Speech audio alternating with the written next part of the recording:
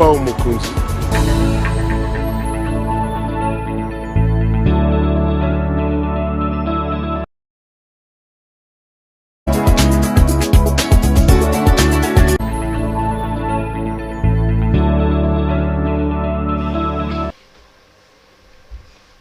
Madame, Messieurs, bonsoir et bienvenue à ce nouveau numéro de l'émission CEPEL Débat, ce magazine des débats que nous avons lancé ici à CEPEL Télévision. Des questions importantes retenant l'actualité dans le domaine politique, social, économique et même juridique sont mises sur la table. Un invité ou deux invités avec moi sur le plateau, on met des questions en place et nous assistons à ce débat.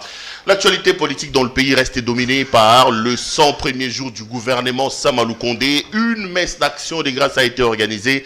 Le président de la République a même pris part à la messe. On en parle. On reviendra également sur ces jeux de ping-pong et la polémique qui existe désormais entre les confessions religieuses quant au choix du président de la Commission électorale nationale indépendante. Deux invités avec moi sur ce plateau, deux frères, deux amis, deux visages que vous connaissez et que vous avez l'habitude de suivre avec moi à CEPEL Télévision. À ma droite, Monsieur Alain Bolodja. Monsieur Bolodja, bonjour. Bonjour, en tout cas, merci pour l'invitation. Mes salutations à mon co-débatteur et à tout le monde. Merci également à vous d'avoir accepté mon invitation. C'est moi qui vous rappelle que vous avez votre cours en politique à vous. Exact. Mais vous partagez les avis avec Monsieur Martin Fayoulou Madidi. Oui, certains points, oui. Certains points. Oui. Pas totalement. Il y a des Pas choses totalement. sur lesquelles tu diverses avec Monsieur Fayoulou. Nous ne sommes pas dans la logique des élections chaotiques. Nous nous prenons pour la révolution. Vous appelez à l'application de l'article 64. Exact. Vous pensez que M. Tshisekedi a échoué et qu'il faut les balayer par une révolution. Non seulement qu'il a échoué, mais n'a pas été élu. Ce qui fait que l'objectif constitutionnel n'étant pas atteint, nous pensons que la meilleure manière de faire, c'est d'appliquer cette disposition de la Constitution qui donne la possibilité à un groupe d'individus à faire partie, M. Félix Tshisekedi en retraite anticipée, pour sauver la République. Alain Bolodja, beaucoup vous prennent pour un membre de la Mouka ou décidé. Vous ne l'êtes pas.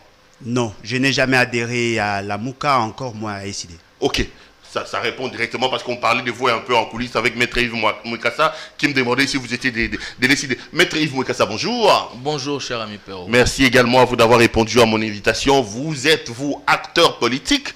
Mais vous soutenez M. Félix-Antoine Tshisekedi, président de la République. En effet, je soutiens Félix-Antoine Tshisekedi Tshilombo parce que j'estime qu'il a en lui un potentiel qui peut aider à poser les premières bases du Congo que nous voulons pour demain. Ok. Donc, les amis, vous avez vu mes deux invités. C'est donc avec ces deux invités qu'on va faire l'émission CEPEL Débat de ce soir. Je retourne vite chez M. Alain Bolodja. M. Bolodja, l'actualité, c'est les 100 premiers jours de M. Ilunga Kamba. Une messe d'action de grâce a été organisée. On a vu d'ailleurs son Excellence, Monsieur le Président de la République, prendre part à la messe. Vous dites que le bilan de M. Samalou Kondé est négatif. Il devait faire pas faire tous les tralala qu'il a fait hier. Bon, d'abord, premièrement, je tiens à rappeler ici que ce n'est pas un impératif constitutionnel, encore moins légal. C'est juste une pratique, une coutume de gestion, d'évaluer, après chaque 100 jours, d'évaluer l'action de ceux qui viennent au pouvoir.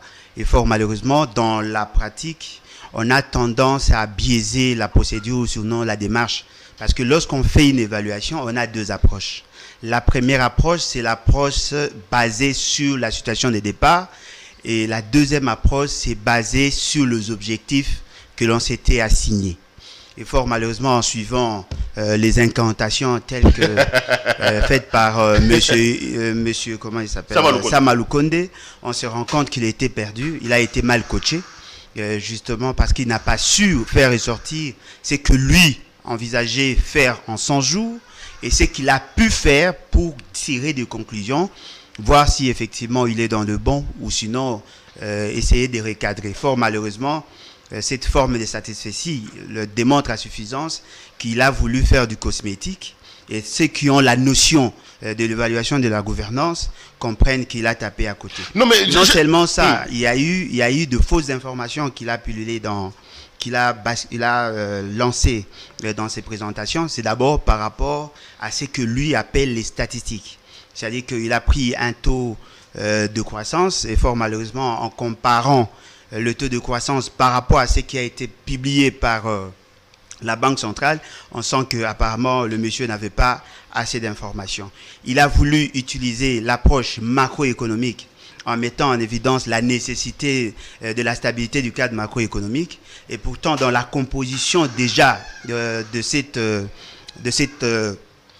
cadres macroéconomiques, nous avons 4 dimensions qui devaient prendre en compte, et fort malheureusement, il a tenté de présenter à sa manière, et je crois que le Congolais conscient ont compris que c'était du vent qu'il a voulu. Vous dites quoi? En 100 jours, Sama Lukonde et ses ministres n'ont rien fait. Pour vous, le bilan est plus que catastrophique. Non, mais ne rien faire, c'est trop dire. Mais ils ont échoué lamentablement au regard de la présentation d'abord de la situation de départ telle que faite par eux-mêmes, mais aussi par rapport aux objectifs que eux-mêmes se sont... Non, mais là, vous parlez de la méthodologie. Moi, je veux qu'on aille vers le fond. Vous êtes Congolais, vous vivez dans ce pays. Est-ce que vous pensez qu'en 100 jours, ils n'ont rien fait? Là, non. On est dans une méthodologie un peu scientifique. Je voudrais qu'on ramène le débat au niveau des Congolais de lambda pour qu'ils comprennent. Non, mais les Congolais lambda savent que lorsqu'on veut évaluer un enfant qui vient de passer son examen, c'est par rapport aux questions que l'on a posées. On ne va pas évaluer en dehors des questions. Il lui-même s'est posé des questions avant de commencer à faire semblant d'être Premier ministre. Il a commencé à faire une évaluation de la situation. Il s'est dit, non, voilà, en 100 jours, on va faire ça, ça, ça. S'il n'arrive pas à le faire, on ne va pas le coter en dehors. Mais ce qui est vrai, si nous voulons adopter votre approche, l'indicateur par excellence, c'est le panier de la ménagère. Voyez-vous? Parce que tout ce que vous avez fait, si la population n'a pas ressenti dans son assiette, ce qui veut dire que vous n'avez pas atteint l'objectif. Si nous prenons l'aspect sécuritaire, il n'y a pas plus tard que hier, on a eu à tuer des gens à Béniville. Non, mais on dit quand même qu'il y a beaucoup de localités ont été récupérées. Il y a la reddition de plusieurs... Ça, c'est ce qu'on vous dit. Ça, c'est ce qu'on vous dit. Vous avez des contacts. Appelez ceux qui habitent le contrée. On va vous dire que ce n'est pas ce qu'on vous dit. Donc, en clair, le bilan est noir. Sur le plan diplomatique, sur le plan sécuritaire, sur le plan économique, sur le plan social, je ne vois pas d'avancée. Il y a plus de grandes sociales que ce qu'on avait avant qu'ils ne viennent au pouvoir.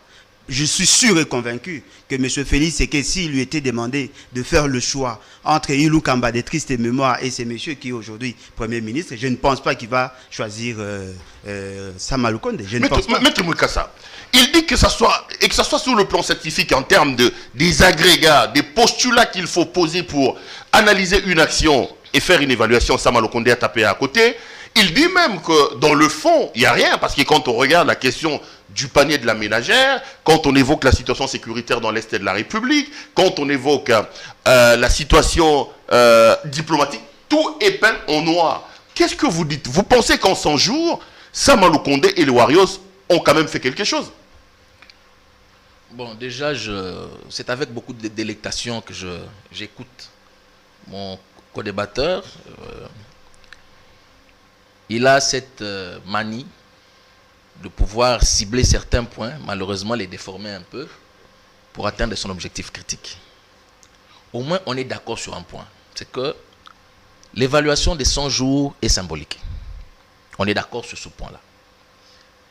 En 100 jours, on ne peut apprécier à sa juste valeur le bilan d'un gouvernement. Les gens, c'est une pratique qui a été adoptée de manière universelle, mais qui a commencé aux États-Unis sous Franklin Delano Roosevelt en 1933, où on évalue, mais de manière symbolique.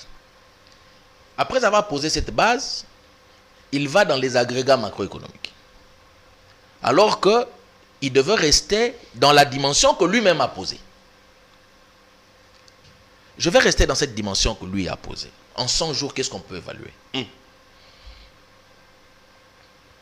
Prenons des éléments concrets que les Congolais peuvent apprécier. Je commence par la stabilité du taux d'échange. Tout le monde sait que depuis un certain temps, le dollar est à 20, je pense. 20, parfois 19, 80. Voilà. Ça ne dépasse pas le 20, ça okay. C'est vrai. Ça au moins, c'est un élément que tout le monde peut apprécier à la maison. Tout le monde. Et ça mettre sur le compte de M. Lukonde. Mais bien entendu. D'accord. Bien entendu. C'est intimement lié à la bonne santé des finances publiques. Pour stabiliser la monnaie, il faut avoir de l'argent, il faut avoir de réserves d'échange. Or, nous savons tous que les réserves d'échange sont passées de 1,5 milliard à peu près à plus de 2 milliards. 2,5 milliards, qui est un exploit en 3 mois. Donc, sur ce point-là déjà, tout le monde peut dire, voilà, ça... Quelque chose a été fait. C'est un point positif. Sauf si on est de mauvaise foi, comme lui. Oui, sauf si on est dans cette contradiction systématique. Les finances publiques. Pour la première fois ou pour une rare fois, on voit la DGI la DGDA La DGRAD. et la DGRAD faire des excédents par rapport aux assignations. Ça, c'est clair, c'est palpable et c'est connu. Ce n'est pas des formules mathématiques pour le savoir, ce sont des chiffres qui sont connus. Des actions concrètes. Comme je le dis, nous sommes dans cette évaluation symbolique à 100 jours. Il est en train de se battre. Je suis toujours dans l'aspect social. La baisse de coût de billets. Ça, des avions, oui. Des avions, tout le monde est au courant. Il est dans la même lutte pour pouvoir baisser le coût des vivres. Des surgelés. Surgelés et autres biens de première nécessité. Ça, ce sont des actions concrètes que tout le monde peut évaluer. Par rapport à ces délais de 100 jours, n'évaluons pas les 100 jours comme s'il s'agissait d'un mandat complet. On évalue les 100 jours par rapport aux 100 jours. Il y a la désactivation des écoles fictives pour renforcer la gratuité. Tout le monde le sait que voilà, des écoles fictives ont été désactivées. Il y a ce travail immense que l'IGF est en train de faire et qui aide à améliorer la santé. C'est que l'IGF appelle la patrie financière. Voilà. Donc en clair, vous voulez dire quoi? Certains jalons ont été posés. Oui. Tout n'est pas noir comme lui les présente. Tout à fait. Sur base des éléments concrets, palpables, on sait voir que nous sommes dans la bonne direction. Maintenant, est-ce que j'irai jusqu'à dire que tout va bien dans le meilleur des mondes? Non. Nous tenons compte du lieu d'où nous venons. Et on se rend compte qu'en 3 mois, ce gouvernement a fait des choses importantes. Voilà d'ailleurs pourquoi aujourd'hui, l'opposition qu'eux incarnent ne veut pas que le débat se fasse autour du bilan du gouvernement Samalou Condé. Et il nous emmène dans des eaux boueuses pour qu'on ne parle pas de ce bilan. Non, mais quand il évoque notamment des questions liées au panier de la ménagère, le problème il est celui-là. L'accès à l'eau potable, on a l'impression que ça s'est dégradé. L'accès à l'électricité, ça s'est dégradé, maître Yves Moïkassa. Mais qu'est-ce qui influe sur le panier de la ménagère? Quand les fictifs ne sont pas là, ça permet de réajuster le salaire. Nous savons tous que là, on est en train de réajuster le salaire des magistrats, on est en train de réajuster le salaire des médecins. Donc, quand on élague les fictifs, ça permet de réajuster les salaires. Quand on réajuste les salaires, cela a une incidence sur le panier de la ménagère. Quand le taux de change est stable, cela a une incidence sur le panier de la ménagère. Le panier de la ménagère, ce n'est pas un artifice mirobolant où d'un jour à l'autre, on voit, je ne sais pas, la nourriture apparaître comme par magie. Non, cela subit l'influence des agrégats sur lesquels le gouvernement est en train de travailler. Parlons de l'eau, parlons de l'électricité. Mais il y a un travail de fond qui est en train d'être fait pour améliorer l'accès à l'eau potable, pour améliorer l'accès à l'électricité dans tout le pays. Mais ça, c'est des choses dont on verra réellement les effets à long terme après un certain temps, pas au bout de 3 mois. Allez, Bolodja, est-ce que ce n'est pas de la mauvaise foi, que d'être aussi rigoureux à l'endroit des Samalou Condé pour les 100 jours? Et vous, quand je ramène les débats au niveau du Congolais Lambda, parce que vous avez cité certains éléments, ils vous opposent le fait qu'aujourd'hui le taux d'échange est stable. Ils vous opposent le fait qu'aujourd'hui on travaille pour ramener à la baisse les prix des surgelés. Il y a quand même un certain nombre de choses qui ont été faites, sauf si vous êtes de mauvaise foi comme vous, pour ne pas voir ce que le gouvernement a fait. Bon, lorsqu'on choisit de défendre un individu au détriment de la population, la mauvaise foi est de l'autre côté. Parce qu'on devait en principe défendre le peuple et non défendre les individus. Et lorsqu'il vous dit que le taux est à 20 000, peut-être qu'il n'a pas la maîtrise de la température économique actuelle. Le taux est à 20 023.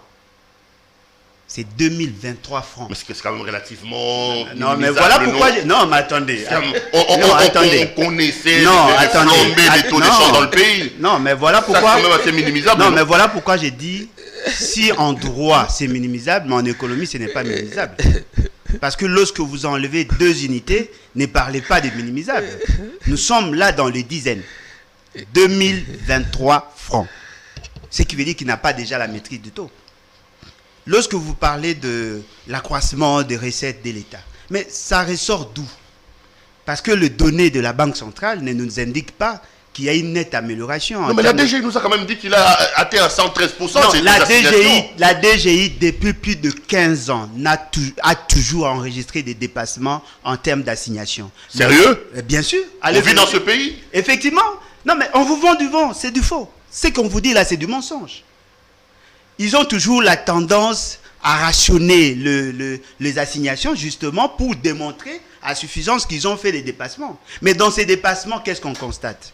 Lorsqu'il y a dépassement en termes d'assignation, ils ont droit à une quotité. Ce sont des pratiques connues de tout le monde, de tout financier. Ce qu'on vous dit, c'est du mensonge. Mais lorsqu'on arrive à maximiser les recettes, on arrive à mobiliser plus que ce qu'on avait prévu. Ce qui veut dire que le budget va être exécuté. Mais le budget est de 6 milliards 800 millions. Et les lignes de crédit allouées au département ou au ministère ne sont pas dégagées. Nous avons des personnels qui ne sont pas payés. Si vous accroissez votre capacité à mobiliser l'argent, en principe, vous devez exécuter tout ce que vous avez prévu dans le budget. Exactement, parce qu'il y a quand même des arriérés des salaires. Ce qui veut dire que ça, c'est du vent. Ce qu'on vous vend là, c'est du vent. C'est un mensonge grossier. Parce que lorsque un parent arrive à dépasser ce qu'il avait prévu, en principe, il doit exécuter tout ce qu'il avait prévu. Parce qu'il y a une part, les recettes, et d'autre part, les dépenses. Si les recettes se sont accrues et que les dépenses ne sont pas exécutées, ne me parlez pas des ressources. Où est-ce que vous logez cet argent? Et il prend le risque de dire, non, voilà, on a augmenté les réserves d'échange. Oui. Mais par quelle voie? Ce n'est pas dû par le fait qu'on a mobilisé l'argent sur le plan interne. C'est un appui à la balance des paiements. Du FMI. C'est un appui à la balance des paiements, rien à voir avec la mobilisation des recettes. Ce qui veut dire que nos amis ont tendance à vendre du vent, et moi je comprends. Je comprends justement parce que ce sont des dérivés de l'impair. Ils ont toujours cette attitude à vendre du vent à la population. Je ne dis pas à mon ami qui est en face, mais l'UDPS et sa gestion. Vous avez posé une question pertinente. Comment peut-on expliquer? Vous avez accru les recettes, mais le personnel ne sont pas payés. Et vous avez posé une autre question pertinente par rapport à la panier de la ménagère, au panier de la ménagère. Oui. Et fort malheureusement, notre ami a semblé fuir cette question parce que l'incidence de l'action gouvernementale, c'est récent au niveau des ménages. D'abord, les ménages qui sont fonctionnaires, des agents publics de l'État qui doivent ressentir les efforts fournis par l'État. Lorsque vous avez des agents qui ne sont pas payés, 7 mois au niveau de Transco, 40 mois au niveau de la RVIA, si on prend la moyenne au niveau national, vous avez les agents même de la présidente de la République nous disent qu'ils sont impayés. Les membres de cabinet ne sont pas payés. D'où vont toutes ces recettes-là? Ce qui veut dire que ce qu'on vous vend, c'est du vent. J'ai dit ici, ce n'est pas une obligation pour lui de faire une évaluation. Mais lorsque lui dit qu'ils sont en train, c'est-à-dire que vous êtes dans l'avenir, vous faites une projection de l'avenir. Nous évaluons ce qu'il y a aujourd'hui. Ce qui a été fait. Ce qui a été fait. Ne nous dites pas ce qu'ils vont faire. Parce que le résultat que nous évaluons, ce n'est pas le résultat de l'avenir, des futurs. Non, nous évaluons ce qui a été fait. S'il y a des actions qui ont été posées, moi je crois qu'on avait suspendu le RAM, on a ramené le RAM au niveau du marché. Aujourd'hui, le Congolais constate qu'on ponctionne leurs revenus chaque jour qui passe.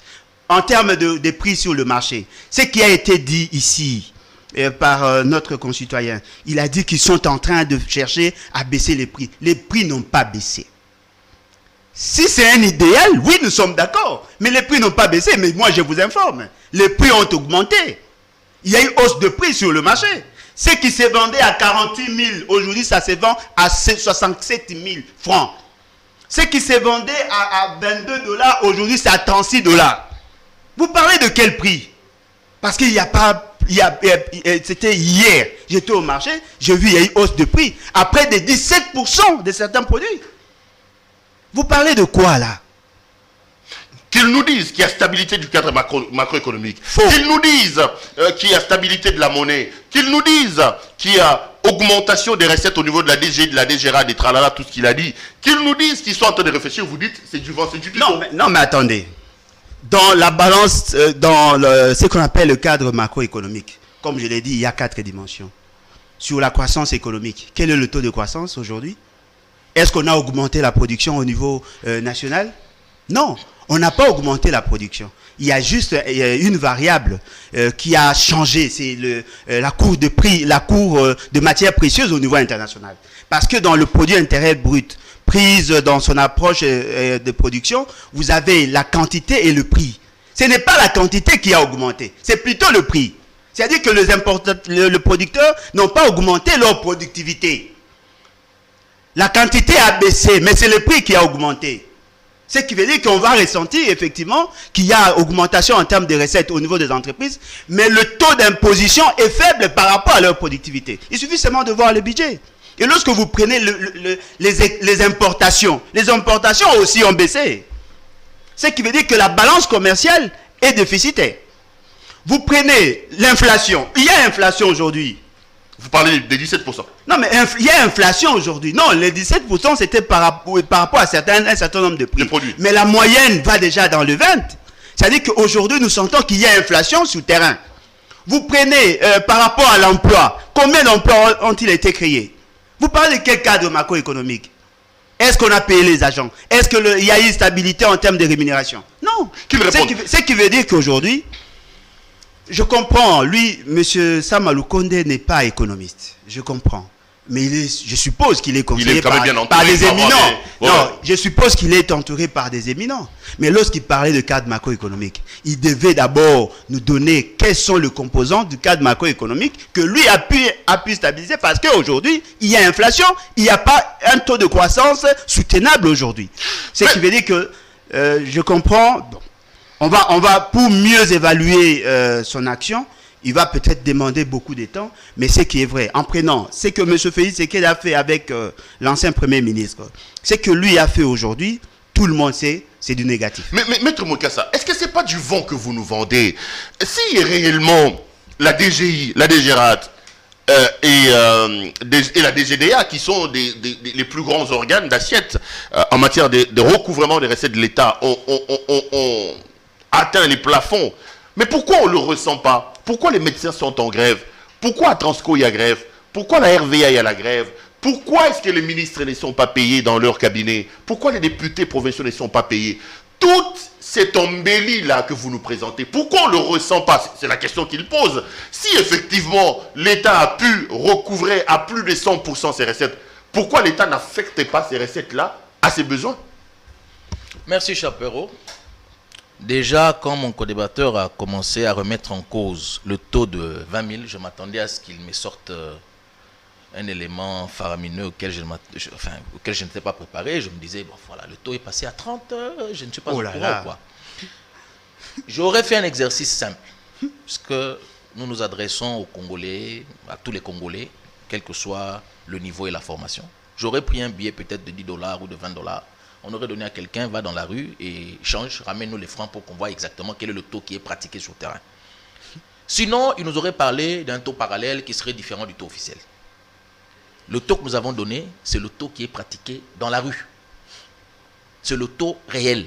Ce n'est pas un taux inventé dans certaines officines. C'est 20, c'est pas 20, 23 comme il dit. Non, quand tu vas dans la rue, on ne te donne pas 20. 23, on te donne 20. Donc là, c'est un faux débat dont l'incidence est minime. Il dit, voilà, cette embellie est due au fait que nous avons reçu une assistance étrangère. Quand vous bombez les torses en disant que le réserve en échange sont passés à 2,5 milliards de $, il dit c'est pas de notre chef, c'est une aide. Merci, une dette. Je suis très à l'aise pour répondre à cet élément-là. D'abord, c'est une manière de reconnaître que la diplomatie congolaise est en train de rayonner. Le simple fait déjà de parvenir à sécuriser une aide étrangère veut dire que vous faites une bonne diplomatie. Une dette, un emprunt. Voilà, ce n'est même pas ça. Je vais plus loin. À ce jour, nous n'avons reçu du FMI que 210 millions de $. L'accord table sur 1,5 milliard, mais ces 1,5 milliard seront payés par palier. On n'a reçu que 210 milliards. On parle d'un accord de 300, je crois. Voilà. Alors que l'augmentation de réserve et de change est à plus de 1 milliard. Donc, 210 millions de $ que nous recevons n'équivalent pas aux 1 milliard qui sont dans nos caisses en termes de réserve de change. Donc, quelque part, cet argument disant que c'est de l'argent venu de l'extérieur, c'est pas bon. Deuxième chose, il parle de PIB. Il dit que la production n'a pas augmenté. Je suis très à l'aise. De manière substantielle. Oui, je suis très à l'aise dans ces éléments-là, dans cette eau-là. J'y nage plus ou moins à l'aise. On constate les chiffres officiels que la croissance de notre PIB est passée de 1,7 à 4,9. Mais je réponds de manière que tous les Congolais comprennent. À production égale, supposons qu'on produise 10 sacs de manioc. Sur les 10 sacs, 8 ou 7 partent par des voies non officielles. Lorsque vous combattez la fraude, même si vous n'augmentez pas encore la production, mais votre production légale augmente par la lutte contre la fraude. Ça veut dire tout ce qui va par des voies non reconnues passe maintenant par des voies normales. Officielles. Aux voies officielles. La conséquence, c'est quoi? C'est qu'il y a beaucoup plus d'impôts ou de TVA qui est perçu. La conséquence, c'est quoi? La conséquence, c'est qu'à la douane, les taxes sont payées régulièrement. Donc, non seulement, même si on était dans cette hypothèse selon laquelle il n'y aurait pas eu augmentation de la production, il y a eu augmentation de recettes par rapport à la lutte contre la fraude. Mais deuxième élément, au-delà de ça, il y a eu réellement augmentation de la production. Nous ne produisons pas que les biens. Nous devons dépasser cette mentalité qui voudrait que le Congo ne soit que producteur de minerais. Lorsque l'argent entre dans les caisses de l'État, donc c'est le cuivre. Qu'est-ce que nous produisons de plus? On produit les biens et les services. Chaque jour, il y a des nouveaux services qui sont produits localement d'abord, ici. Il y a des services qui sont produits localement. Chaque jour, il y a de plus en plus d'entrepreneurs qui se mettent en œuvre. Des Congolais. Hier encore, j'ai entendu dire qu'il y a un Congolais qui a créé... Non, mais des entrepreneurs qui se mettent en œuvre sans pour autant avoir une incidence sur le taux de chômage. Parce que là aussi, il a posé une question sur le taux de chômage. Oui, j'y arrive. Parmi les éléments du cadrage macroéconomique, il évoque le taux de chômage. On ne peut pas nous dire qu'est-ce que Sama Lukonde a résorbé comme chômage en 100 jours. Pour la simple raison qu'on ne peut pas évaluer cela en 100 jours. Il faut attendre l'incidence de tout ce qui a été fait. L'incidence, les conséquences de tout ce qui a été fait. Et on verra que le donc vous êtes un futuriste, hein? Non, ça veut parce dire que là, il dit si on doit évaluer, évaluons ce qui a été fait. Oui, c'est là qu'il vous oppose le fait que vous êtes dans la campagne, dans le futur, dans les promesses, et non pas dans ce qui a été fait. Déjà, à ce stade, on a démontré que ces affirmations selon lesquelles aucun travail n'aurait été fait à l'intérieur pour que l'argent, pour que les réserves d'échange augmentent, c'est du populisme. Et deuxièmement, réellement, là, tout Congolais sait que le gouvernement a rencontré les exportateurs parce que le gouvernement avait décidé une baisse des prix. Il y a eu une certaine résistance de la part des exportateurs et une solution a été trouvée, la suppression de la TVA pour certains produits. Ça, c'est concret. On ne le c'est ressent pas pas encore. Non, s'il vous plaît, cher ami Perrault. Toujours s'il vous plaît, Perrault. Si on doit évaluer ce qui est... Attendons-nous. Si à la date d'aujourd'hui, le gouvernement dit, voilà, Perrault, vous ne payez plus la TVA sur le stylo, par exemple. La conséquence va venir après. Voilà. La conséquence, ce n'est pas le stylo qui est déjà à l'intérieur. La conséquence, c'est le stylo qui est en train d'arriver, qui ne paiera pas la TVA à l'entrée, ce qui aura une incidence sur le coût. Donc, les actions sont concrètes. Donc, il faut laisser un peu le temps. Surtout lorsque nous, intellectuels, nous évaluons ces actions, nous ne pouvons pas les évaluer sur base des critères de l'homme de la rue. Ça veut dire, nous savons voir que cette action a à avoir comme conséquence X ou Y. Donc, les actions concrètes sont là. Le gouvernement a décidé une baisse de coût du prix de produits de première nécessité. Il y a eu un échange avec les importateurs. Et finalement, un compromis a été trouvé. Un décret a été signé par le Premier ministre qui exempte de la TVA un certain nombre de produits. La conséquence logique, je pense qu'il n'est pas besoin d'être économiste pour comprendre, la conséquence logique, c'est que ces produits, en payant moins de TVA, en payant moins de douane à l'entrée, ces produits vont connaître leur prix qui vont aller vers la baisse. Donc ça, c'est une action concrète. Donc dire que nous sommes dans les projections, non. Il y a ce qui est évaluable de manière concrète en 3 mois. Comme je l'ai dit, le dollar est stable. Ça, tout le monde le sait. Quand tu sors de ta maison, tu sais qu'avec mes 10 dollars, j'aurai 20 000 francs congolais. Ouais. Ça, c'est évaluable instinctivement. Mais il y a aussi des choses qui ne peuvent s'évaluer qu'au fur et à mesure. Un peu de polémique quand même, avant de passer à autre chose. Maître Mokassa, le gouvernement a une quarantaine de ministres. Il y en a un en 100 jours qui vous a impressionné. C'est qui? Il y en a beaucoup. Je veux lancer un sondage. Patrick Mouyaya. Wow. Vous aimez le travail qu'il fait? Oui. Wow.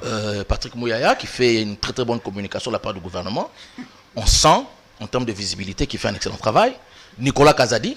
Ministre des Finances. Oui, on l'a vu avec la bonne santé de nos finances publiques en 3 mois.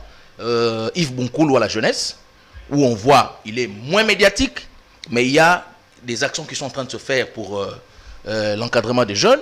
Donc, il y a des ministres qui sont sortis du lot, qui ont fait un excellent travail. Je veux poser la même question. Pour vous, il n'y a aucun ministre qui a fait un travail qui vous a impressionné? Non, Aucun. mais lui, il n'a fait que citer ses amis. Ah, Mais en réalité, la meilleure manière, c'est de poser. Ah, mais je savais pas que vous étiez ami en particulier. Ouais, lui, il n'a fait que citer ses amis. La meilleure manière de poser cette question, c'est d'abord la poser à la population ou sinon aux agents. Non, mais vous êtes la population, ministère. vous faites partie Non, de la aux population. agents du ministère. Au ministère des Finances, il y a des arriérés en termes de primes. Vous l'appréciez sur base de quoi? Quelles sont des réformes que lui a pu initier? Parce que vous avez dit, on ne peut pas les évaluer, d'autant plus qu'ils n'ont fait que 3 mois. Vous l'évaluez sur base de quoi? Quand vous parlez des finances publiques, nous avons dit qu'il y a une conséquence logique. Lorsque vous augmentez les recettes de l'État, l'État a le moyen de faire sa politique, et sa politique est couchée dans un document que l'on appelle le budget. Pourquoi n'arrivez-vous pas à exécuter le budget 2021? Si vous avez l'argent, exécutez le budget. Vous voulez que je vous cite des lignes de crédit qui n'ont jamais été exécutées? L'agriculture. Vous avez investi combien dans l'agriculture? La pêche, l'élevage. Vous avez investi combien? Le développement rural a obtenu combien? Parce que les recettes sont déjà connues. Donc vous dites l'avez quoi? dit. Aucun ministre n'a votre satisfaction. Non, le problème c'est que j'ai dit. J'ai fait un peu de sondage. Non, le problème c'est que j'ai dit ici, il nous sera difficile d'évaluer leur capacité managériale en 3 mois. Mais ce qui est vrai, il n'y a aucune amélioration. Aucune amélioration. Il est dans le futur. Il est dans le futur. Notre ami nous dit ici que le gouvernement a pu mobiliser les recettes, c'est ce qui justifie les réserves d'échange. Mais vous avez procédé par... Vous êtes arrivé à augmenter les recettes, à augmenter les réserves d'échange par quel mécanisme? Parce que tout ce qui entre dans le caisse de l'État ne sont pas considérés comme des réserves d'échange. Ne nous dites pas qu'il y a eu augmentation des recettes et vous prenez toutes ces recettes, vous en faites des réserves d'échange. Ce n'est pas comme ça. Ce n'est pas que les recettes qui entrent à partir des régies financières qui vont constituer les réserves d'échange. Ce n'est pas comme ça. Alors, si vous avez des réserves d'échange et que de l'autre côté, vous n'êtes pas en mesure de payer les personnels, vous ne trouvez pas que c'est antinomique? C'est contradictoire? Quel est ce doctrinaire sérieux qui peut vous considérer dès lors que vous n'arrivez même pas à supporter les charges publiques et vous nous dites que vous avez dégagé des réserves? Vous avez procédé par quelle méthode? Ce qui veut dire qu'il y a un sérieux problème. Ok. Un autre élément. Je suis quand même désolé de voir. On va passer à autre chose quand même. Je suis quand même désolé de voir que que l'ensemble négligeait 23 francs sur $1. C'est quand même grave. C'est-à-dire que les gens ne mesurent pas la valeur de l'argent. 23 francs sur $1, ça représente combien? 1%.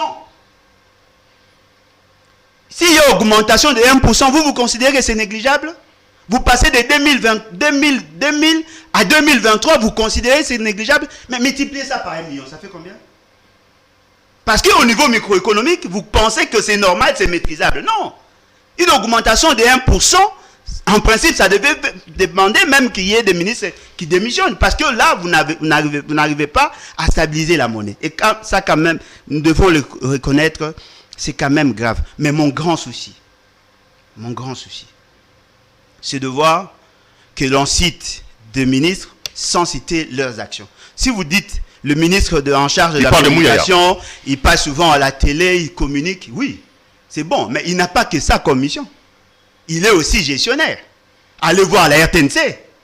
C'est sous sa tutelle. Allez voir ce qui s'est fait au niveau de la RTNC. RTNC 1, RTNC 2, RTNC 3. Est-ce que les personnels travaillent réellement comme l'État le veut? Parce que si vous vous limitez à la communication, vous risquez de réduire le ministère. Moi, j'ai vu les agents du secrétariat général du ministère de la communication gréver. Vous n'en parlez pas? Ils sont allés manifester devant le cabinet du ministre. Ça, je confirme. Non, mais alors, vous parlez de quoi? Parce que vous voulez limiter la population, vous voulez limiter votre vision sur base de la communication. Il n'est pas que le porte-parole, il est gestionnaire. Et il parle du ministre Kazadi, là aussi c'est... Non, mais le ministre Kazadi, il est dans la même situation. Dans son ministère, il y a des gens qui ont grévé, qui ont manifesté. Et quand tu parles du ministre de la Jeunesse, comment il s'appelle, Mikoulou? Non, mais lui, il a quel moyen? Si nous voulons faciliter l'analyse, il avait quelle ligne de crédit? On lui a donné combien? qu'est-ce qu'il en a fait. Madame, messieurs, vous suivez l'émission CPL Débat. Deux invités sont avec moi sur ce plateau. À ma droite, nous avons donc monsieur Alain Bolodja et à ma gauche, nous avons maître Yves Mouekassa. Les deux nous permettent un peu d'avoir leur point de vue sur les grandes questions d'actualité de l'heure. Alors, j'avais commencé le premier thème ici, je vais prendre le deuxième là-bas. Maître Yves Mouekassa, l'actualité, c'est aussi cette histoire de guéguerre qui existe à l'heure où nous parlons au niveau de la Commission électorale nationale indépendante. Vous le savez que le président de la République, Félix Antoine Tshisekedi, avait refusé d'entériner Ronsard Malonda pour les mêmes raisons. Aujourd'hui, on prend le même et on repart. On parle de Denis Kadima. Ces détracteurs disent de lui qu'il est très proche du président de la République, Félix Antoine Tshisekedi. Est-ce que vous pensez qu'aujourd'hui, c'est blocage? S'il y a blocage, qu'est-ce que nous devons faire pour finalement décompter ce qui commence à devenir comme un cancer avec les confessions religieuses et la question de l'élection du président de la CENI? Merci, cher Perrault. Je vais prendre 30 secondes d'abord pour réagir et puis je vais rebondir sur ça. Il a parlé des entreprises publiques qui sont en difficulté, donc il en induit que les finances publiques ne se portent pas bien. Je lui rappellerai que depuis 2012-2013, il y a eu la réforme du COPIREP qui a procédé à la privatisation de ces entreprises publiques. Donc la gestion de ces entreprises est une gestion de type privé. Vous ne pouvez pas tenir le ministre directement responsable de la manière dont l'entreprise est gérée. La tutelle a des limites. Et en exerçant la tutelle, on a vu qu'il y a eu des missions de contrôle, il y a eu des suspensions, il y a eu des DG intérimaires qui ont été mis en place. Ça, c'est le travail de la tutelle.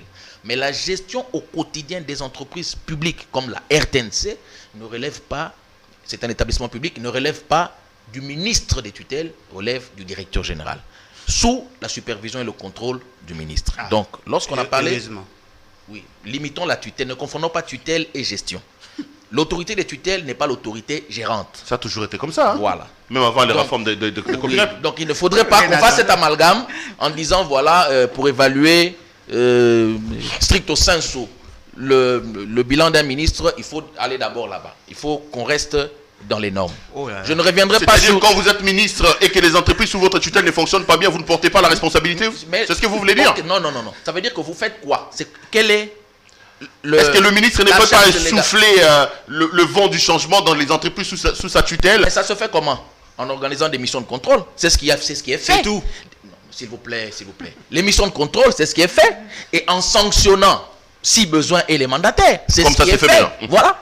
C'est ça le rôle du ministre. Le rôle du ministre n'est pas de venir à Transco pour dire voilà, montez-moi vos livres de caisse, désormais moi je prends celui-là, je le mets là-bas, je fais ça. Ce n'est pas ça. Donc vous êtes d'accord avec les suspensions qu'on voit dans les ministères ici? Non, je ne dis pas que tous les ministères c'est le même cas. Il y a des spécificités. On a suspendu à Transco, on a suspendu à la CNCS, on a suspendu à l'INPP, on a suspendu à l'OGFREM. On a l'impression que c'est un renouvellement camouflé et que le gouvernement est en train de faire. Oui, bon, pour ça il faudrait qu'on entre dans le bilan de la gestion de chacune de ces entreprises, de ces établissements, pour savoir où est-ce que la suspension est illégale, où elle ne l'est pas, où est-ce qu'elle est correcte, où elle est... Ça c'est un autre débat. Donc je voulais juste enlever cela. Et deuxièmement pour dire que quand il faut savoir comment on fait pour augmenter les réserves de change, il est de formation économiste, c'est simple.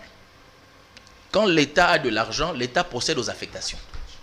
L'État peut prendre une partie de l'argent qu'il a, il affecte à telle chose, ou une partie de l'argent qu'il a, il affecte à telle autre chose. Donc ce n'est pas par un mécanisme magique que les réserves de change augmentent. C'est l'État qui, par sa politique monétaire... Il dit, vous avez trouvé cet argent où? Mais c'est ce que je dis. Parce que vous avez dit qu'on a reçu que 210 millions. On a reçu que 210 millions. C'est-à-dire que nous gagnons l'argent que nous allons injecter dans les réserves d'échange alors que nous sommes incapables de régler les charges. C'est ça son étonnement. Non. On a affecté de l'argent. Il y a une partie de l'argent qui doit aller dans les réserves d'échange. Parce que les réserves d'échange... Plus d'un milliard quand même. Hein. Oui, parce que les réserves d'échange ont une incidence directe sur la stabilité de la monnaie qui a une incidence directe sur le panier de la ménagère. Ça veut dire quoi? Donc, vous voulez nous dire qu'on a pu mobiliser plus d'un milliard qu'on a injecté là-bas? Oui. Donc, et puis d'un autre côté... Non, on n'a pas sacrifié les personnels. D'un autre côté, parallèlement, on est en train d'augmenter les salaires. Le décret a été signé, les salaires des magistrats vont être augmentés. Déjà à la fin de ce mois, ils percevront pratiquement le double de ce qu'ils percevaient il y a peu. Les salaires des médecins sont en train d'être augmentés. Ce sont des décrets qui ont déjà été signés, des mesures qui ont déjà été prises. Je dois réagir. Donc, lorsque nous reviendrons sur ces débats, lui et moi, peut-être dans un mois, je dois réagir. Non, s'il vous plaît. Je suis dans mon temps. Non, mais vous aurez tout le temps. Attendez, c'est moi qui fais la pause de débat. Quand je vous redonnerai, vous allez faire comme lui. Je lui ai donné la parole pour parler autre chose. Oui, oui, il a pris ses répondu. premières minutes pour répondre. Et puis je vous donnerai, vous allez faire la même chose. Ok. Donc, les mesures sont prises. Lorsque nous reviendrons dans un mois ou dans 2 mois, on se rendra compte si réellement ces augmentations de salaire ont eu lieu ou ces augmentations de salaire n'ont pas eu lieu. Donc, à ce stade, le gouvernement a fait ce qu'il devait faire. Ok. Pour ce qui est de la CENI. Allons-y. Pour ce qui est de la CENI, Beaucoup disent que le président de la République est pris à son propre piège. Qu'est-ce qu'il faut faire, maître? non.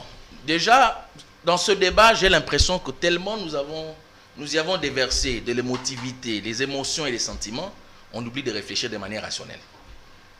Que veut la raison? Il y a un processus de désignation des animateurs de la CENI. La loi dit, voilà, on donne 6 postes. Donc, la modification qui a eu lieu avec la dernière loi, la plénière de la CENI passe de 13 membres à 15 membres. Les 15 nouveaux membres, donc les 15 membres, on dit le gouvernement, donc la majorité conserve 6, comme sous l'ancienne loi. L'opposition garde 4 membres, comme sous l'ancienne loi. Mais la société civile passe de 3 membres à 5. Donc on est à 15. Ce qui veut dire les confessions religieuses passent de 1 à 2. Les organismes qui travaillent dans le secteur des élections passent de 1 à 2. Et puis les organisations féminines gardent 1 membre. Maintenant, comment ils procèdent pour la nomination? Chaque groupe désigne des gens et ces noms sont soumis à l'Assemblée nationale qui est entre guillemets l'autorité morale de la CENI, donc qui exerce ce contrôle sur la CENI. Les confessions religieuses se mettent ensemble.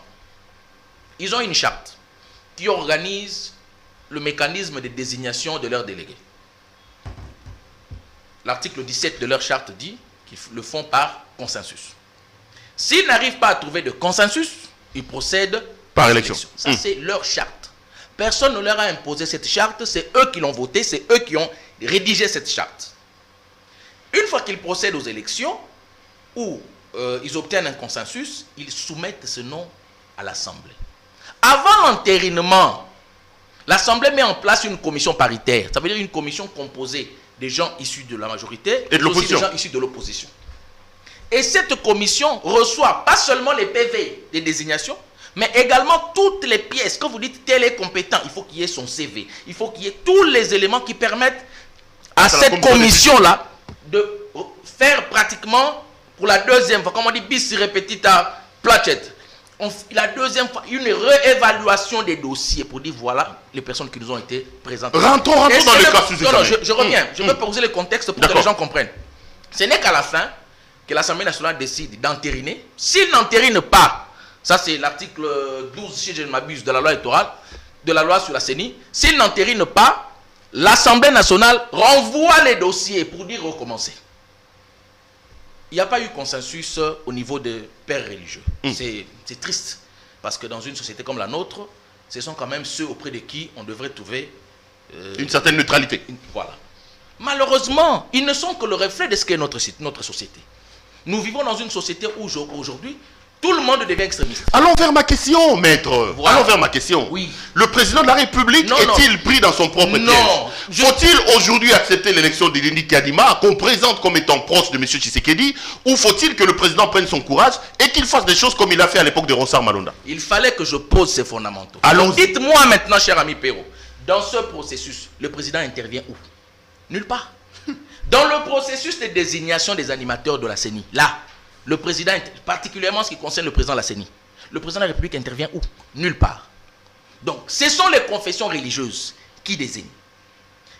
Sauf ceux qui veulent imputer au chef de l'État une action dans laquelle il n'a été participant ni de près ni de loin. C'est-à-dire quoi? Deuxième élément. C'est-à-dire quoi? C'est-à-dire qu'à l'heure où nous parlons, l'Assemblée doit entériner le choix de M. Denis Kadima. Je n'ai pas dit ça. Non, mais je pose la question. Oui. La télévision, c'est le temps. Je ne peux pas dire ça parce que... Je regarde. Il a parlé pendant plus de 10 minutes. Il reviendra à l'Assemblée nationale va d'apprécier.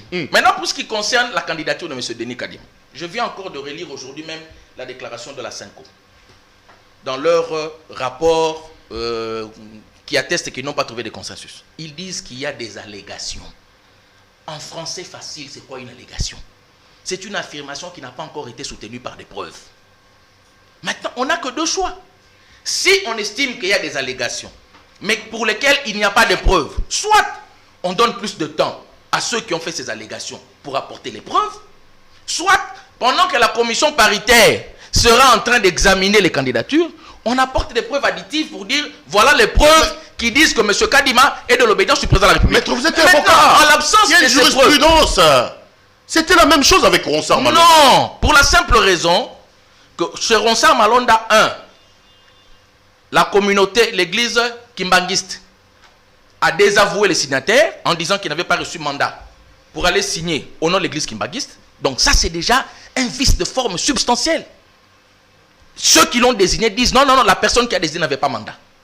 Il y a d'abord ça. Deuxièmement, pour voir que l'état d'esprit du FCC n'est pas le même que celui du président de la République, il y a eu cet empressement par le bureau Mabunda à entériner Ronsard Malonda. Mais quand le nom de Kadima est allé chez Papa Mbosso, qu'est-ce qu'il a fait? Il a renvoyé vers les églises. Il aurait pu procéder comme Mabunda en disant bon, comme c'est notre homme, on entérine rapidement. Il a dit je vous donne encore du temps. Allez trouver un consensus. Donc ça veut dire que même la démarche, même l'état d'esprit est différent. Maintenant que les documents sont partis, on ne sait pas. Peut-être même qu'on va encore donner 2 ou 3 jours de plus aux confessions religieuses. Mais on ne va pas arrêter toute la machine parce que X ou Y confessions religieuses ne veulent pas de X ou Y candidats sans en apporter des preuves. On dit il est proche de Félix. Où sont les preuves? Ok. Vous avez 10 minutes. Il a parlé pendant 10 minutes. Oui, je reviens un peu sur ce qu'il a dit en rapport avec le fameux décret pris par M. Samalou Konde dans le but d'augmenter ou de réajuster les salaires des magistrats, certains agents publics de l'État ou certains fonctionnaires. Mais dans la procédure, dans votre procédure, parce que je voudrais plutôt vous poser une question quand vous aurez la parole, que vous tentiez de répondre. Dans la procédure, vous envisagez, j'espère, prendre aussi une loi rectificative du budget. Parce que le salaire est fixé dans le budget. Lorsque vous prenez une décision exceptionnelle telle que le décret pour augmenter les salaires, naturellement, ça a une incidence sur les autres lignes budgétaires. Parce que l'État a bien programmé ses dépenses. Nous savons que dans les rémunérations, il y a telle rubrique, telle autre rubrique. Lorsqu'il y a augmentation, naturellement, ça va impacter sur la loi de l'équilibre du budget. J'espère qu'il y aura une loi rectificative. S'il n'y en aura pas, donc vous êtes dans la forfaiture comme d'habitude. Un autre élément, c'est par rapport à la fixation de prix sur le marché. N'est-ce pas qu'on nous a dit ici que la décision a déjà été prise, les importateurs doivent obtempérer à n'importe quel prix, alors que nous disions déjà qu'il fallait commencer à débattre avec les importateurs pour voir comment réajuster la structure de prix. Il nous dit qu'on va jouer sur la TVA. Mais la TVA représente 16%. 16%. Alors, essayez de faire des calculs par rapport à la décision. Si on va quitter des 46 000, des 46 $ à 15 $ par rapport à votre approche. Vous avez dit à la population que cette population va commencer à acheter un carton de poulet à 10 $. C'est ça la décision du gouvernement. Aujourd'hui, nous vous disons le prix est pratiquement à 36 $ le carton, même au-delà. Ce qui veut dire que même si vous réajustez tous ces éléments de la structure de prix, je doute fort qu'on va atteindre 10%. Mais quelle était votre intention en disant à la population que vous allez baisser le prix de carton jusqu'à 10 $? Vous avez tenté de pousser la population au pillage, sans le savoir, peut-être de manière maladroite, mais c'était quand même grave. Et aujourd'hui, vous vous ressaisissez, vous recourez encore auprès des importateurs pour essayer de renégocier. Et aujourd'hui, vous nous dites, vous aurez... Je peux vous défier, les prix ne vont pas baisser comme vous le dites là. Ok.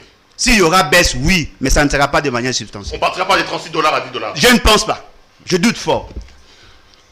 Par rapport au processus électoral. On fait des malheurs.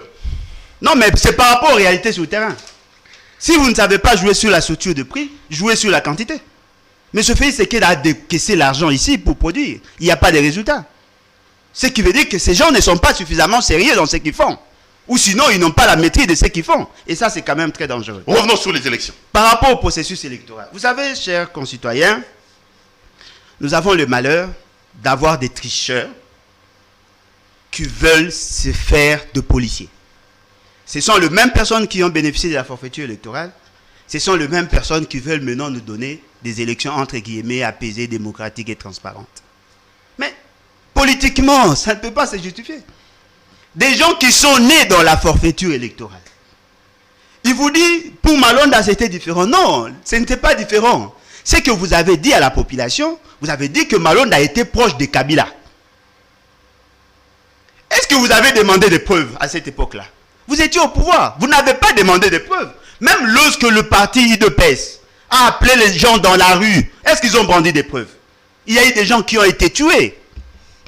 Vous avez utilisé juste cette information pour suspendre le processus ou la procédure de l'entérinement d'un président de la CENI. Et aujourd'hui, nous sommes dans les mêmes circonstances. Vous changez directement d'avis. Non, mais il dit qu'à l'époque, l'église kimbanguiste a réfuté. Il a dit qu'il n'avait pas... Non, mais est-ce qu'il y avait une lettre? Non, attendez. Il y a un autre élément. C'est que la population était descendue dans la rue, alors qu'ici, pour Kadima, les gens n'étaient pas descendus dans la rue. Est-ce que l'église kimbanguiste avait écrit une lettre? Non, mais la preuve, elle est là, parce que l'église a même chassé son délégué.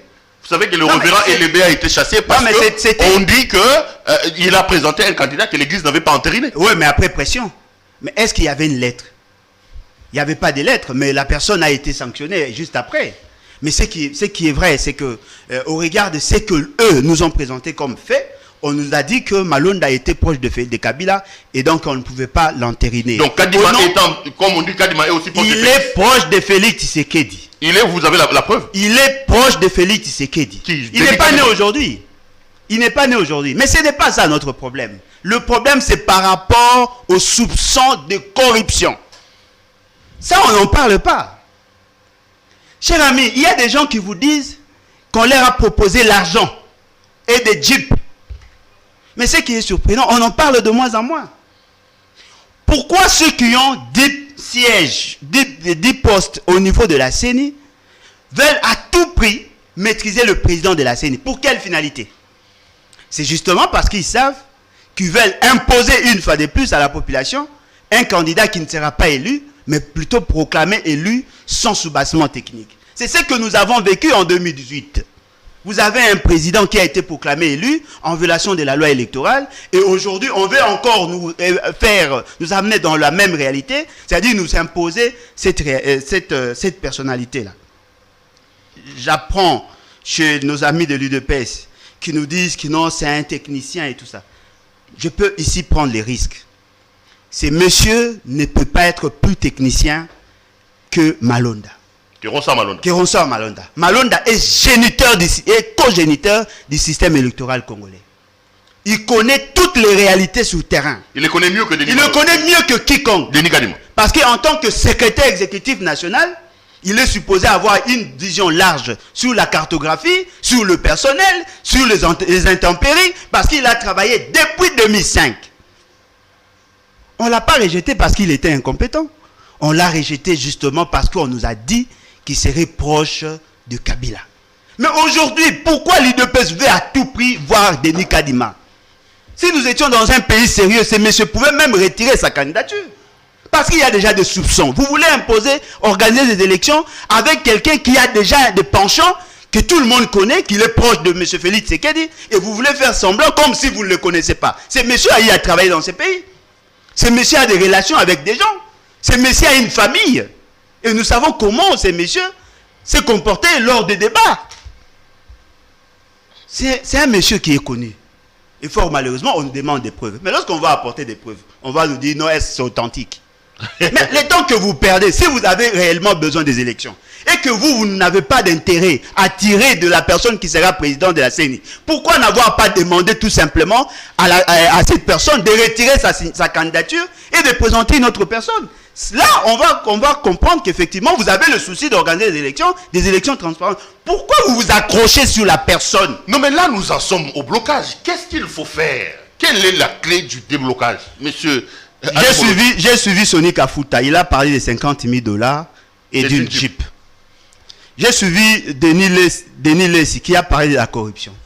Et apparemment, tout le monde va dans le même sens. C'est-à-dire qu'il y a une pression qui vient de quelque part. Et d'après certaines indiscrétions, c'est M. Félix Tshisekedi qui voudrait assez que M. Denis Kadima soit là. S'il veut effectivement avoir M. Denis Kadima, c'est justement pour avoir une certaine maîtrise de la CENI. Ce qui veut dire que nous n'allons pas atteindre l'objectif constitutionnel des élections. Voilà pourquoi nous nous disons, étant donné que vous n'avez pas eu le pouvoir par de voies saines, et étant donné que vous êtes en train de préparer la tricherie et d'occasionner une autre forfaiture électorale, la solution est la meilleure, reste l'article 104. Parce que tout ce que vous apportez là, ce sont des solutions palliatives. Amener la population dans la rue. Cher ami, lorsque l'UDPS vous dit qu'elle est prête à distribuer les armes pour imposer leur dictat, et de l'autre côté, vous voyez M. Félix Tshisekedi s'organiser pour maîtriser la Cour constitutionnelle ainsi que la CENI, ne vous attendez pas à une alternance, bien quand même que la population aurait voulu que l'on change la personne qui assume. La solution est simple. Révolution pour chasser tout le monde. Non, mais je vous dis, la solution est la meilleure, c'est l'article 64. Parce que quel que soit ce que nous allons faire, étant donné que ces gens ont une certaine maîtrise du système électoral aujourd'hui, ils vont se proclamer élus en violation de la volonté de la population, ils vont se donner une certaine majorité, et en ce moment-là, personne ne sera en mesure de prendre d'autres positions. Et je dis par rapport aux églises, effectivement, il a raison.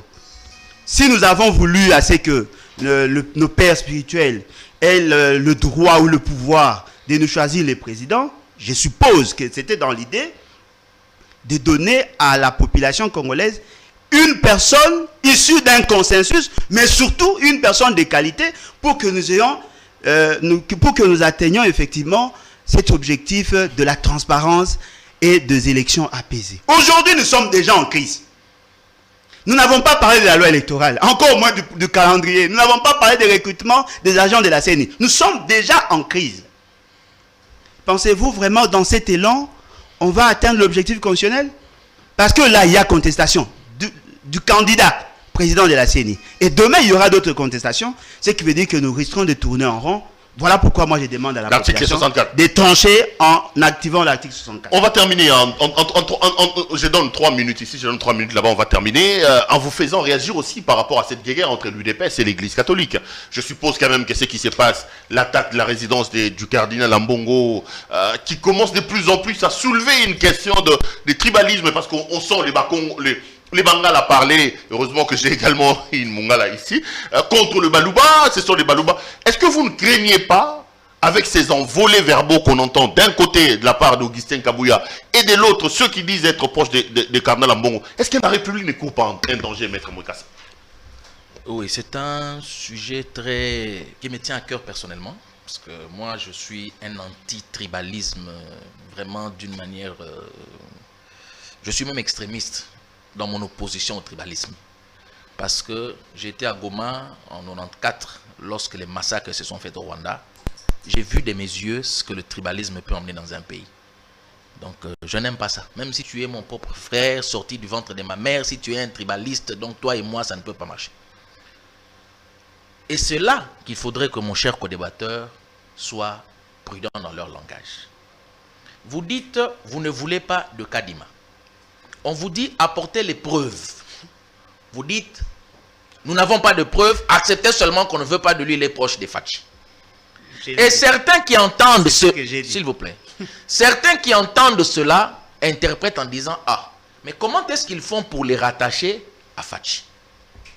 C'est là que sans se rendre compte, ce rejet de Denis Kadima, sans l'accompagner des faits probants, nourrit aussi le tribalisme. Parce que certains te disent donc on considère qu'il est proche de Fachi parce que...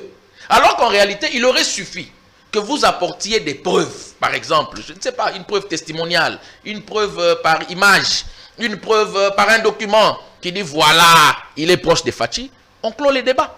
Mais faire des allégations sans preuve, vous insinuez quelque chose qui n'est pas bon. Je ne le dis pas à vous personnellement, mais je le dis à tous ceux qui s'opposent à... Voilà pourquoi j'aurais voulu que les prêtres et nos pasteurs de l'ECC soient plus rigoureux dans leurs allégations en les accompagnant, ne fût-ce que des petites preuves. On dit que le cas de Malonda, ça c'est vraiment un narratif qui est répété à tout bout de champ, que c'est la même chose. Ce n'est pas la même chose. Il y a des faits qui sont identiques en disant ils ont été contestés. Mais il y a ce qui différencie. Il y a eu une communication de l'église kimbanguiste qui a renié Malonda. À ce jour, l'église kimbanguiste n'a pas renié Kadima. Ils l'ont présenté. Deuxièmement, c'est là où je dis, à force de contredire, vous finissez par vous contredire vous-même. Vous dites que les élections, vous l'avez appelé forfaiture électorale. Voilà, les élections qui sont passées étaient une forfaiture électorale. Mais en même temps, vous soutenez celui qui vous considérez comme co-auteur de cette forfaiture électorale. Oh là là. Parce que vous avez dit que Malonda est expérimenté. Voilà. Mais entre-temps, vous parlez de la forfaiture électorale, alors que ce même Malonda a contribué à cela. Soit il y a eu forfaiture électorale, soit il n'y a pas eu forfaiture électorale, donc le mandat de Malonda était largement positif. Oh. Vous avez encore donné un exemple ici, cher ami, en disant, voilà, il faut revoir le budget parce qu'on augmente les salaires. Je vais donner un exemple simple pour que tous les Congolais puissent comprendre. Admettons que nous avons 1000 militaires. Chaque mois, on paye 1000 militaires, mais il se fait que parmi les 1000, il y a 300 qui sont fictifs, qui ne sont pas des vrais militaires. Lorsqu'un contrôle se fait, comme maintenant on a arrêté les gens à Goma, on a arrêté les gens en Ituri, on se retrouve avec les 300, le salaire de ces 300-là, et qu'on l'utilise pour augmenter le salaire de 700 vrais militaires, cela ne change pas l'enveloppe globale qui a été attribuée en termes de rémunération des militaires au niveau du budget. On va terminer. Pour dire que tout ce qui est dit là est fait. Mon dernier message, je voudrais m'adresser à la population congolaise. Nous sommes un pays multiethnique.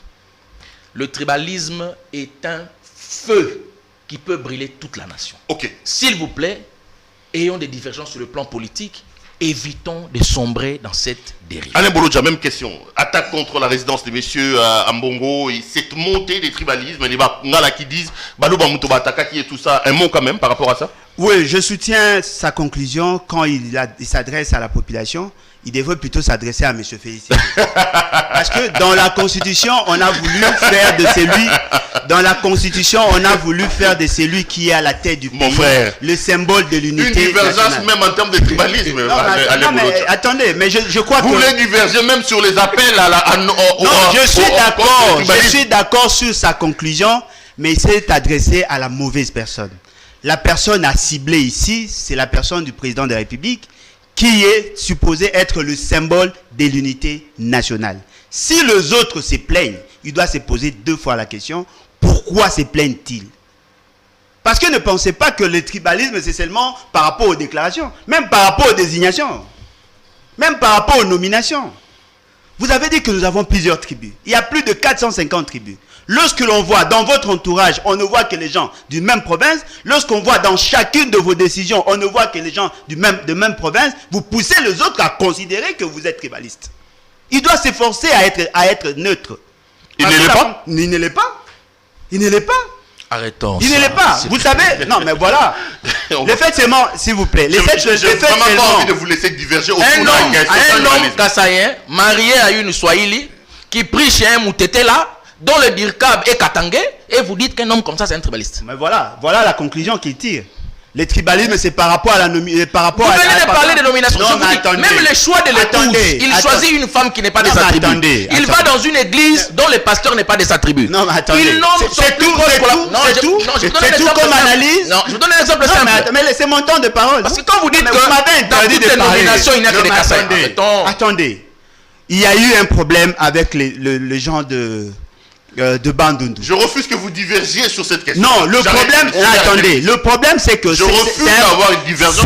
C'est un vrai problème. J'attends la condamnation de nous tous de manière unanime contre le tribalisme et l'émission va se terminer. Non, mais il faut responsabiliser M. Félix Tshisekedi en tant que symbole de l'unité nationale. S'il est réellement président, c'est ça son rôle. C'est-à-dire qu'il doit tout faire pour éviter de donner aux autres l'impression que c'est un tribaliste. Okay. Comme ça, les autres vont se dire, ok, nous avons quelqu'un qui est neutre, nous pouvons nous fier à ce qu'il... Et vous avez l'impression qu'il donne pas cette... Vous avez l'impression qu'il donne pas cette... Non, mais attendez, vous avez suivi les débats. Vous voulez quoi? Vous accusez la République d'être... Non, attendez, vous avez suivi les débats. Les gens de l'UDPS ont dit que les gens de Bandundu auraient tué les gens du Kassai. Vous voulez dire quoi? Vous accusez M. Tshisekedi d'être un tribaliste? C'est un tribaliste, il doit fournir beaucoup d'efforts pour en sortir. Sinon, c'est lui qui en sera responsable. Son parti a taxé des gens de Kukwit, des tribalistes. Son parti a taxé des gens du Katanga, des tribalistes. Et aujourd'hui, vous taxez les gens de l'Équateur, des tribalistes. Mais la question que vous devez poser, pourquoi ces problèmes-là ne concernent que vous? Pourquoi n'avoir pas pris le courage de dire que ça suffit, nous ne voulons pas de tribalistes? Je ne veux pas qu'après cette émission, qu'on vous accuse d'outrage au président de la République, quand même. En quoi? Vous ne pouvez pas dire du président qu'il est tribaliste. Non, mais non, je pense que... Non, mais attendez, vous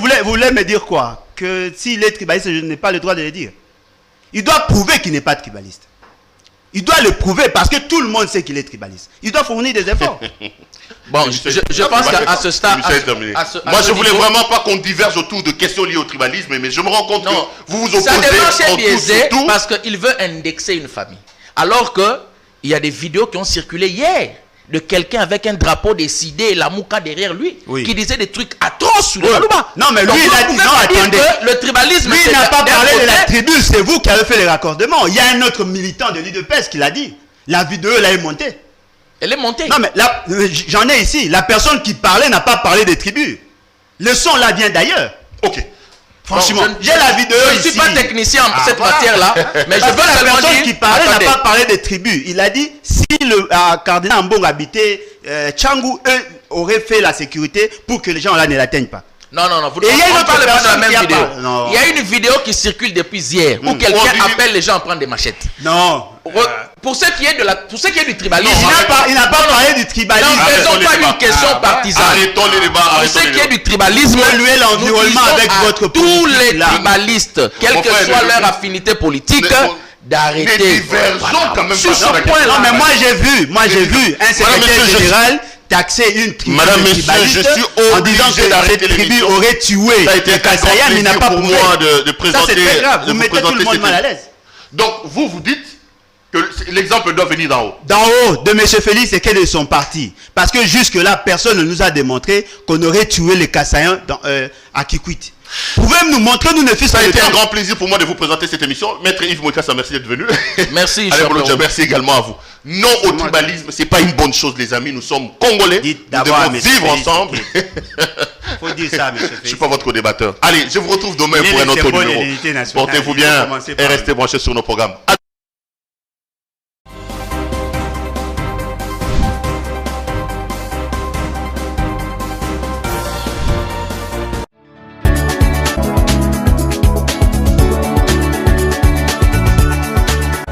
Si vous voulez être classe, chic, être habillé, être admiré. Parole de Mopao Mokonzi.